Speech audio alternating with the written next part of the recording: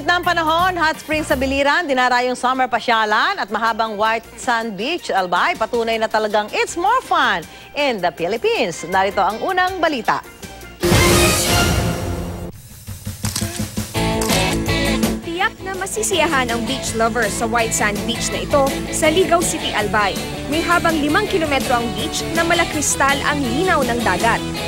Bukod sa swimming, ay may mga adventure na pwedeng ma-experience sa beach gaya ng island hopping at rock climbing kung saan mas makikita mo pa ang nakamamanghang view sa lugar. May mga fun activities rin na pwedeng gawin sa dagat gaya ng banana boat ride, kayaking at jet ski. Kung gusto mo namang mag-relax lang at masdan ang napakagandang view, may mga floating cottage na libreng tambayan. Kahit mga foreigner ay naaakit sa ganda ng tanawin sa isang beach sa Seattle, Negros Oriental. Ang ilan sa kanila nagpunta rito sakay ng kanilang mga yate para mapagmasdan ang natural na ganda ng lugar. Kaunti pa lang ang nakakadiskubre nito kaya naman napakalinaw pa ng tubig.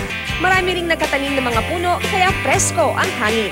Kung balak naman mag-overnight ay may Pinoy-themed resort. Must try ang specialty nilang adobo na gawa sa fresh ingredients. Kung relaxation naman ang hanap sa inyong gimmick, subukan na ang dinarayong hot spring sa Kaibiran, Biliran. Binabalik-balikan daw ito ng mga turista dahil gumagaan ang kanilang pakiramdam kapag naliligo dito. Para ka ring minamasahe ng bumabagsak na mainit na tubig. May isang parte rin ng hot spring kung saan pwedeng magluto ng itlog.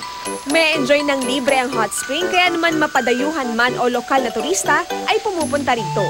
Para sa unang balita, Victoria Tulad, reporting.